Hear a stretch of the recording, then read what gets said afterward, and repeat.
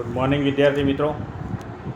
कक्षा 9 विज्ञान में हम आज तीसरा पाठ शुरू करने जा रहे हैं, परमाणु एवं अणु।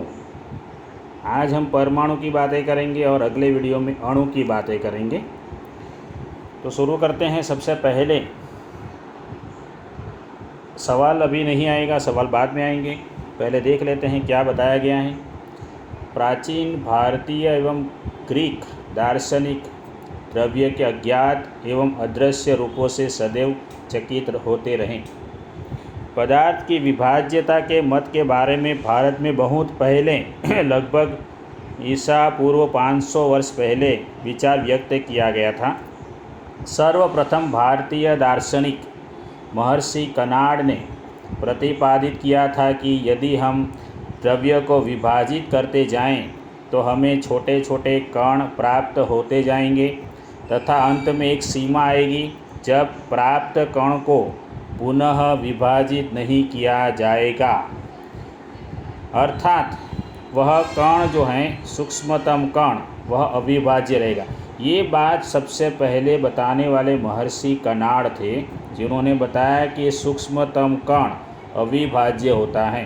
कितने सालों पहले की बात है, ईसा पूर्व 500 वर्ष पहले की बात। उसके बाद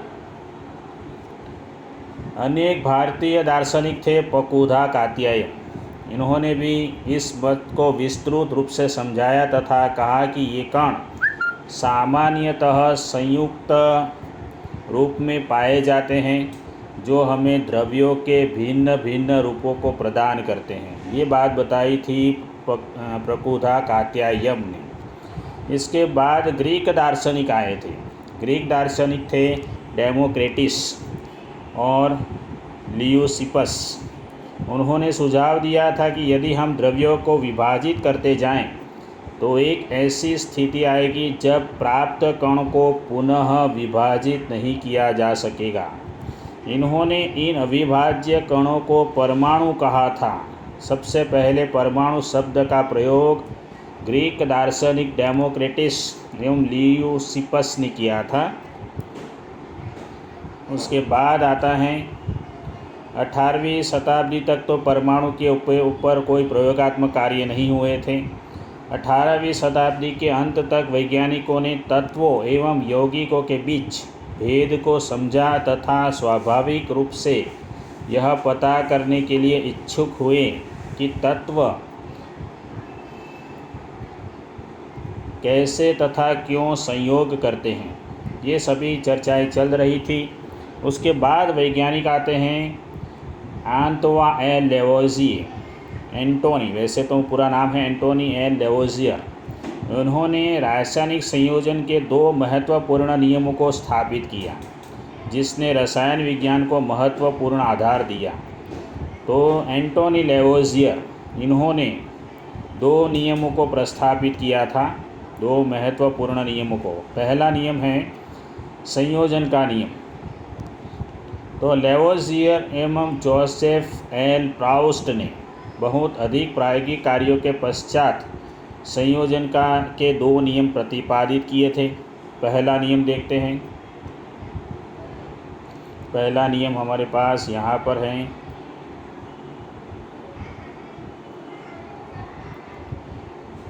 द्रव्यमान संरक्षण के नियम के अनुसार किसी रासायनिक अभिक्रिया में द्रव्यमान का न तो सृजन किया जा सकता है न ही विनाश। ये पहला नियम था।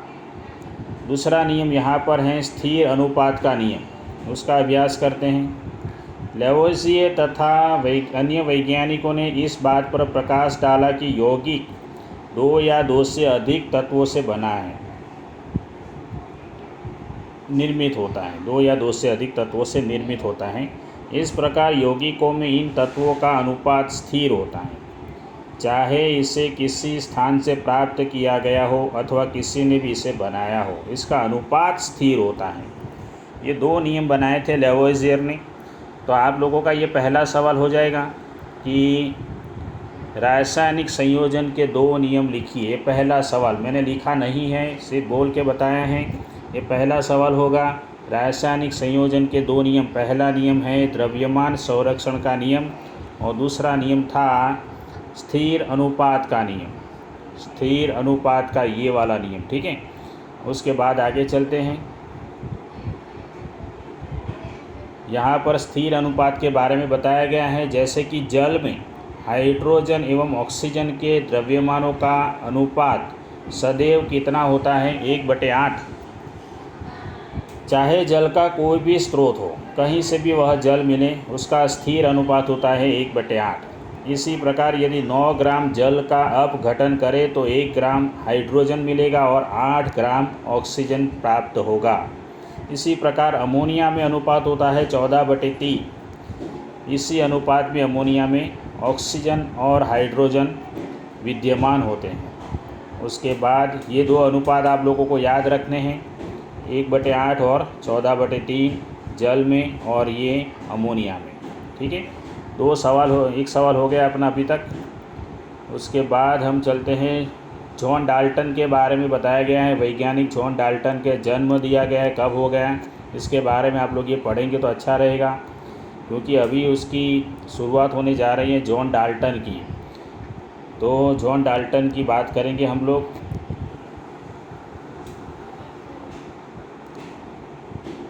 जॉन डाल्टन ने द्रव्यों की विभाज्यता का विचार प्रदान किया था। उस समय तक उसे दार्शनिकता माना जाता था। ग्रीक दार्शनिकों के द्वारा द्रव्यों के सूक्ष्मतम अविभाज्य कण, जिसे परमाणु नाम दिया गया था, उसे डाल्टन ने भी परमाणु नाम दिया। डाल्टन ने भी उसी को परमाणु नाम दिया था। डाल्टन का यह सिद्धांत रासायनिक संयोजन के नियमों पर आधारित था। डाल्टन के परमाणु सिद्धांत ने द्रव्यमान के संरक्षण के नियम एवं निश्चित अनुपात के नियम की युक्ति संगत परिभाषा यानी व्याख्या की थी। अब हम आगे सवाल की ओर चलते हैं। ये हमारा दूसरा सवाल होगा बच्चों आज का। डाल्टन के परमाणु सिद्धांत की विवेचना लिखिए, ये हमारा दूसरा सवाल होगा। उसकी विवेचना करते हैं। परमाणु के बारे में डाल्टन ने क्या बताया था? तो डाल्टन ने सबसे पहले बताया था कि सभी द्रव्य परमाणुओं से निर्मित होते हैं जो कि रासायनिक अभिक्रिया में भाग लेते हैं। दूसरा बताया था कि परमाणु अविभाज्य सूक्ष्मतम कण होते हैं जो रासायनिक अभिक्रिया में न तो सृजित होते हैं न ही उनका विनाश होता है।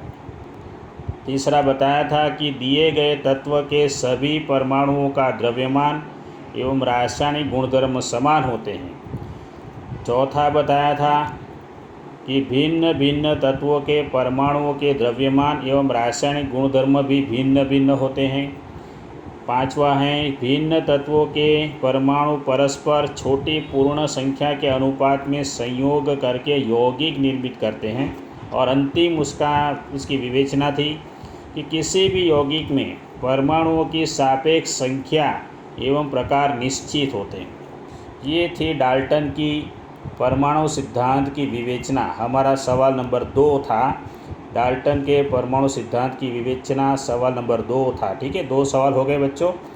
आगे चलते हैं।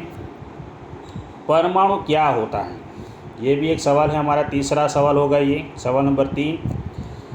तो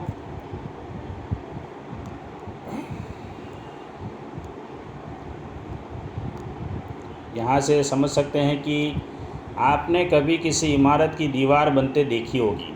इन दीवारों में से एक कमरा एवं कई कमरों के समूह से एक इमारत निर्मित होती है। उस विशाल इमारत की रचना का इकाई क्या होता है, हमें पता है। एक ईंट उसकी इकाई होती है। किसी बॉबी की रचनात्मक इकाई क्या होती है, वह रेत का एक छोटा सा कण होता है। इसी प्रकार सभी द्रव्यों की रचनात्मक इकाई परमाणु होती है, सभी द्रव्यों की। बहुत ही महत्व का वाक्य है ये। उसके बाद है चौथा सवाल, परमाणु कितने बड़े होते हैं। चौथा सवाल, तो परमाणु बहुत छोटे होते हैं। ये किसी भी वस्तु जिसकी हम कल्पना या तुलना कर सकते हैं उससे भी छोटे होते हैं। लाखों परमाणुओं को जब एक के ऊपर एक चट्टे के रूप में रखेंगे तो बड़ी कठिनाई से कागज़ की एक शीट जितनी मोटी परत बन पाएगी। लाखों परमाणुओं को याद रखिए, तब जाके कागज़ की एक शीट जितनी मोटी परत बन पाएगी। उसके बाद ये हमारे पास हैं परमाणु त्रिज्या को किस में नापा जाता है? तो नैनोमीटर में। 1 मीटर यानी 10 की 9 घात नैनोमीटर याद रखिए, अथवा तो 10 की -9 घात मीटर बराबर 1 नैनोमीटर। तो आगे चलते हैं। इसके बाद आप लोगों को ये बॉक्स लिखना है कि हाइड्रोजन का जो परमाणु होता है उसकी त्रिज्या कितनी होती है, जल के अणु की त्रिज्या कितनी होती है, हीमोग्लोबिन की, रेत के कण की, चींटी की और सेब की, इन सभी की त्रिज्याएं कितनी होती है मीटर में बताया गया है। ये बॉक्स लिखना है। उसके बाद यहाँ पर कुछ खास काम नहीं है हमारे पास। हाँ, ये चिन्ह हमें लिखने हैं।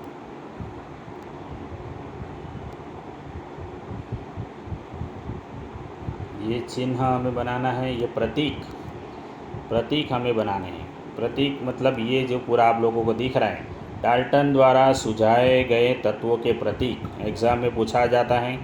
ये सभी 12 के 12 प्रतीक आप लोगों को नोट में बनाने हैं चित्र के साथ, कि हाइड्रोजन का प्रतीक क्या है, फॉस्फोरस का प्रतीक क्या है, कॉपर का, गोल्ड का, कार्बन, सल्फर, सीसा, प्लेटिनम, ऑक्सीजन, आयरन, सिल्वर और पारे का प्रतीक क्या है। डाल्टन द्वारा सुझाया गया ये प्रतीक हैं।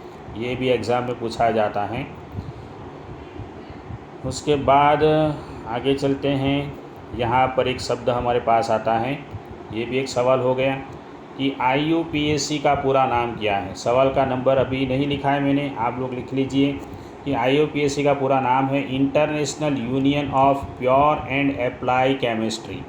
ये IUPAC का पूरा नाम है। यही संस्था है जो सभी तत्वों के नाम, प्रतीक और मात्रकों की स्वीकृति प्रदान करती है पूरे विश्व में। और अधिकतर तत्वों के प्रतीक उन तत्वों के अंग्रेजी नामों के 1 या 2 अक्षरों से बने होते हैं। किसी प्रतीक के पहले अक्षर को सदैव बड़े अक्षर यानी कैपिटल में और दूसरे अक्षर को छोटे यानी स्मॉल लेटर में लिखा जाता है। इसी संस्था के द्वारा ये सूचित किया गया है IUPAC। आगे चलते हैं। जैसे कि उदाहरण है हाइड्रोजन का ये H, एल्यूमिनियम का Al, कोबाल्ट का CO, इस प्रकार से ये सूचित किए गए हैं। और आगे हमारे पास ये बॉक्स है, इसको भी लिखना है। कुछ तत्वों के प्रतीक ये बॉक्स लिखना है, जैसे कि एल्यूमिनियम का प्रतीक क्या है, उसके बाद आर्गॉन का प्रतीक क्या है, ये सभी आप लोगों को लिखने हैं। यहाँ तक सब के सब ये सभी तत्वों के प्रतीक लिखने हैं। नोट में अच्छे से आप लोगों को लिखना है। हम अगले सवाल की तरफ चलते हैं। हमारी टिप्पणी है परमाणु द्रव्यमान। ये आप लोगों को टिप्पणी लिखनी है अच्छे से। नोटबुक के अंदर ये टिप्पणी लिखेंगे आप लोग। समझा देते हैं टिप्पणी में क्या है। तो डाल्टन के परमाणु सिद्धांत की सबसे विशिष्ट संकल्पना है परमाणु द्रव्यमान। उनके अनुसार प्रत्येक तत्व का एक अभिलाक्षणिक परमाणु द्रव्यमान होता है, सभी तत्वों का। डाल्टन का सिद्धांत स्थिर अनुपात के नियम को इतनी भली भांति समझने में समर्थ था कि वैज्ञानिक इससे प्रेरित होकर परमाणु द्रव्यमान को मापने की ओर अग्रसर हुए। चूँकि एक परमाणु के द्रव्यमान को ज्ञात करना कठिन कार्य था, इसलिए रासायनिक संयोजन के नियमों का उपयोग करके एवं उत्पन्न होने वाले यौगिकों के द्वारा सापेक्ष परमाणु द्रव्यमानों को ज्ञात किया गया। सापेक्ष, यहाँ पर शब्द को ध्यान में रखिए। सापेक्ष इसका मतलब क्या होता है आगे देखते हैं धीरे धीरे। यहाँ पर एक यौगिक कार्बन मोनोऑक्साइड का उदाहरण लेते हैं, जो कार्बन एवं ऑक्सीजन द्वारा निर्मित होता है। प्रायोगिक तौर पर यह निश्चित किया गया कि 3 ग्राम कार्बन तथा 4 ग्राम ऑक्सीजन के संयोजन से कार्बन मोनोऑक्साइड निर्मित हुई है। दूसरे शब्दों में कहा जाए तो कार्बन अपने 4/3 गुना अधिक द्रव्यमान वाले ऑक्सीजन के साथ संयुक्त होती है। मान लीजिए हम परमाणु द्रव्यमान की इकाई को एक कार्बन परमाणु द्रव्यमान के बराबर मानते हैं, तो कार्बन परमाणु को 1 यूनिट तथा ऑक्सीजन परमाणु को 1.33 यूनिट निर्दिष्ट करेंगे। उसके बाद लेकिन द्रव्यमानों की इकाई को यथासंभव पूर्णांक तथा लगभग पूर्णांक में व्यक्त करना अधिक सुविधाजनक होता है। आगे चलकर वैज्ञानिकों ने परमाणु द्रव्यमानों की भिन्न भिन्न इकाइयों के बारे में विचार व्यक्त किए। वैज्ञानिक तब विभिन्न परमाणु द्रव्यमानों की इकाइयों के बारे में शोधरत थे, तो उन्होंने प्रारंभ में प्रकृतिजन्य ऑक्सीजन परमाणु के द्रव्यमान के 1/16 भाग को इकाई के रूप में लिया। ये बहुत ही महत्व का वाक्य है। ऑक्सीजन के परमाणु को लिया था। 2 कारणों से यह अच्छा माना गया था। पहला ये कि ऑक्सीजन अनेक तत्वों के साथ अभिक्रिया करके यौगिक बनाता है। दूसरा यह कि इस परमाणु द्रव्यमान इकाई द्वारा अधिकांश तत्वों के परमाणु द्रव्यमान पूर्णांक में प्राप्त होते हैं। तो ये जो परमाणु द्रव्यमान की हमारे पास टिप्पणी है, आप लोगों को यहाँ तक लिखनी है, यहाँ तक याद रखिए, यहाँ तक लिखना है, ठीक है। तो ये परमाणु द्रव्यमान की बात ख़त्म हो गई। उसके बाद यहाँ पर कुछ खास नहीं है, ये भी नहीं है। ये हमें काम का कोष्टक लिखना है आप लोगों को कि हाइड्रोजन का परमाणु द्रव्यमान कितना है, कार्बन का कितना है, नाइट्रोजन का कितना है, ये सब भी आप लोगों को पूरा का पूरा बॉक्स लिखना है परमाणु द्रव्यमान का, और याद भी रखने हैं किसका परमाणु द्रव्यमान कितना है। जैसे कि अंत में देखें तो हम लोग कैल्शियम का 40 हैं, इस प्रकार याद रखने पड़ेंगे।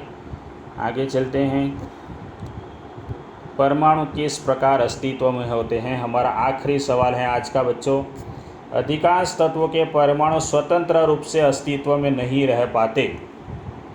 परमाणु अणु एवं आयन बनाते हैं। परमाणु में से 2 चीज़ें बनेगी, अणु एवं आयन।